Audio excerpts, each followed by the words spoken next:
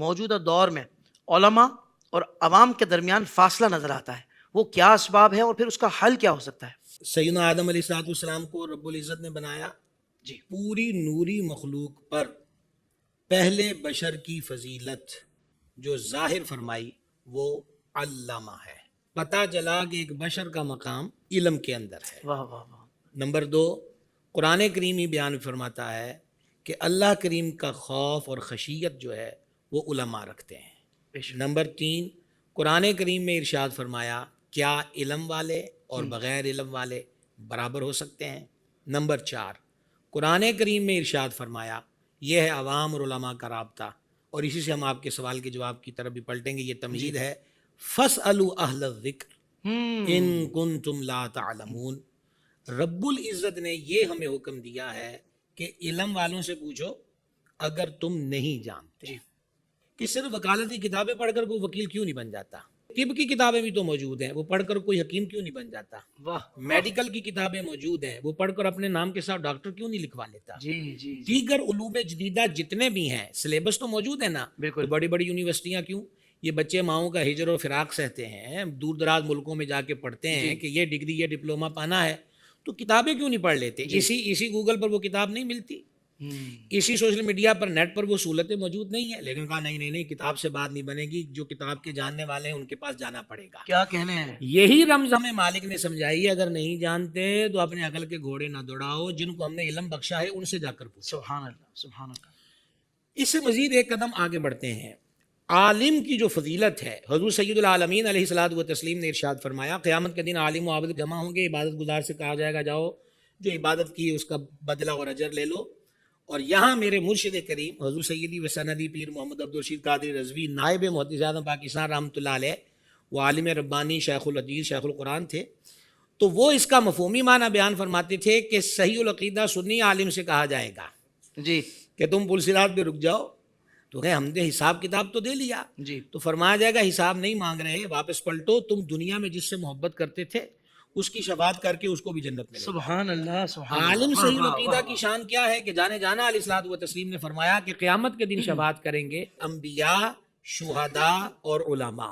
آپ اندازہ کیجئے کہ عالم کی جو ضرورت ہے وہ روز محشر بھی اس قدر ہے کہ جب سب ساتھ چھوڑ جائیں گے تو ایک صحیح العقیدہ عالم جو ہے بعمل وہ قیامت کے دن شفاعت بھی کرے گا.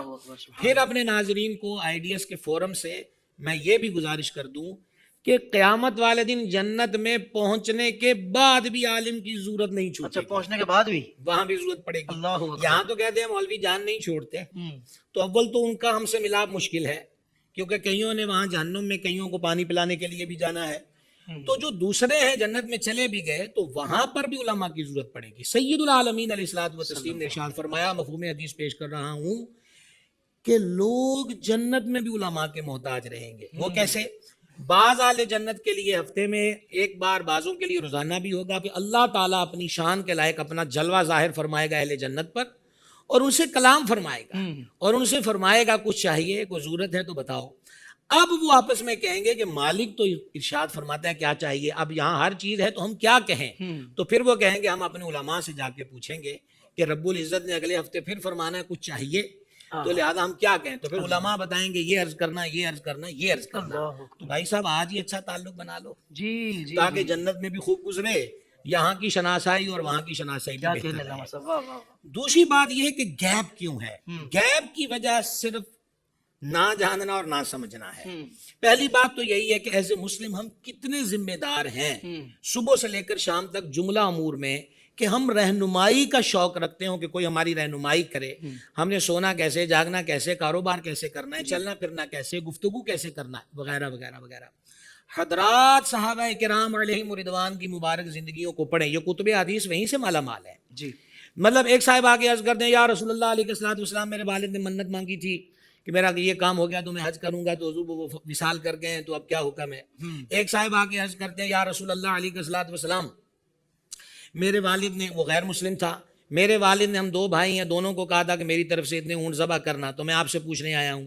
ایک صحابی بارگاہ میں آگے عرض کرتے یا رسول اللہ علیہ الصلوۃ والسلام میری والدہ کا انتقال ہو گیا اور میں قریب ہوتا تو وہ مجھے صدقے کا حکم دیتی، پوچھنے ہی آیا ہوں کہ میں ان کی طرف سے صدقہ کروں. اگر میں یہ بیان کرتا رہوں تو بہت سا وقت گزر جائے گا. بتانا یہ ہے کہ وہ ہر بات آ کر دربار انور میں عرض کرتے تھے. اور یہی معاملہ بیبیوں کا تھا. صحابیات طاہرات رضی اللہ تعالیٰ عنہ، بڑی حسین اور دلچسپ روایت سماعت فرمائیں کہ ایک بی بی صاحبہ حاضر درگاہ ہوئی، عرض کی یا رسول اللہ علیہ السلام، میرے والد میری شادی کرنا چاہتے ہیں، میں مسئلہ پوچھنے آئی ہوں کہ ایک بیوی پر اس کے شوہر کے کیا کیا حقوق ہیں.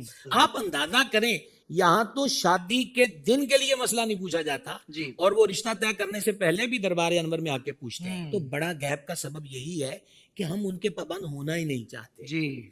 ہمیں جو اسکرین دکھا رہی ہے کہ اب 7 دن کی شادیوں کے فنکشن ہم نے وہ کرنے، ڈریس کون سا چلے گا وہ کرنا ہے، جی جی جی. یہاں یہ ہوگا وہاں وہ ہوگا. تو سب سے پہلی بات یہ ہے کہ ہم رجوع کر لیں اللہ رسول کے دربار کی طرف. جس چیز کے لیے پیدا کیا گیا ہے ہم اپنی اس پیدائش اور تخلیق کے مقصد کو جانیں گے. پھر کیا ہوگا، پھر بات پر ہمیں پوچھنا پڑے گا. اچھا، اگلی بات ہے اپنی مرضی ٹھوسنا. یہ بھی ایک بہت بڑی پرابلم ہے کہ ہر بندہ آج خود ہی اپنی ہی موج میں وہ عالم بنا پھرتا ہے، اور یہی حال فیس بک پر اور دیگر چیزوں پر ہے. سیدنا عبداللہ بن سلام رضی اللہ تعالیٰ عنہ یہود کے بہت بڑے عالم تھے، اور ان کا والد بھی بہت بڑا عالم تھا. اور اہل مدینہ شریف کے جو یہود تھے وہ باپ بیٹے کی بہت تکریم کرتے تھے. قصہ مختصر یہ ہے کہ جان عالم علیہ السلام نے جس دن طلعت فرمائی ہے مدینہ منورہ میں، اور ذرہ ذرہ جشن منا رہا تھا، روشن تھا، تو یہ گھر میں اپنے آپ کو روک کے بیٹھ گئے کہ میں نہیں جاؤں گا. پھر کہا، میرے دل کے مفتی نے کہا، جا تو تورات کا عالم ہے، وجہ اقدس دیکھ یہ وہی نبی ہیں جن کی صفتیں تورات میں ہیں. تو کہا، جب میں گلی میں گیا اور سرکار علیہ السلام کو میں نے سواری پہ جلوہ گر پایا تو رخ زیبا کو دیکھا، وہ کمال حسن حضور ہے، تو میرے دل نے یہ بات کہی کہ یہ چہرہ کسی جھوٹے کا نہیں ہو سکتا. اچھا، پھر ان کو پہلے دن کی بات بھی یاد ہے کہ جانا علیہ السلام فرما رہے تھے کہ کھانا کھلاؤ، سلام کو عام کرو، چاہے تم کسی کو جانتے ہو چاہے نہیں جانتے. اہم بات یہ ہے کہ پچھلی شریعت میں اونٹ کا گوشت اور ہفتے کے دن کا شکار ممنوع تھا. حضرت عبداللہ بن سلام نے قیاس کر لیا کہ سرکار علیہ السلام کی شریعت میں اونٹ کا گوشت حلال ہے، لیکن حکم تو نہیں کہ لازم کھاؤ. سرکار علیہ السلام کی شریعت میں ہفتے کے دن شکار کی کوئی ممانعت نہیں، لیکن فرض تو نہیں کیا کہ ہفتے کو لازم کرو. لہٰذا اگر میں 2 باتیں پچھلی شریعت کی بھی ساتھ ساتھ چلا لوں تو وہ بھی تو آسمانی حکم، اس میں حرج کیا ہے. اللہ رب العزت نے قرآن نازل کیا، اے ایمان والو اسلام میں پورے داخل ہو جاؤ. اللہ. ہم اپنے ناظرین کو یہ عرض کرتے ہیں کہ خدا کے لیے آپ مسلمان ہیں، ہمارا آپ سے کوئی بیر نہیں، ہم آپ کے خادم ہیں، ہم آپ کی فکر مند ہیں. اور اس فکر کی وجہ بھی یہی ہے کہ ہمیں کو 2 لفظ آ گئے، ہم نے اپنے بزرگوں سے علم سیکھ لیا ہے. وہ درد ہمیں ستاتا ہے کہ کہیں آپ کو کوئی راہ مار نہ مل جائے جی. اور وہ الٹے راستے پر لے کے نہ چلا جائے. تو دوری اور گیپ کا پہلا سبب یہ ہے کہ ہم وہ لینا نہیں چاہتے. اب جو 3 طلاقیں دے دیتا ہے، اب وہ آپ کے فورم پر مفتیان کرام سے آئے، حضرت شاہ صاحب کے پاس آئے، تو وہ قرآن اور حدیث کی روح سے بات رجوع نہیں ہو سکتا، جس کو بولتے ہو صلح کر لیں 3 طلاقوں کے بعد. یہ بات اب ان کو فٹ نہیں بیٹھتی. جی. اب ان کو مارکیٹ میں مولوی کے حلیے میں کوئی بندہ چاہیے جو ان کو رعایتی پیکج دے دے.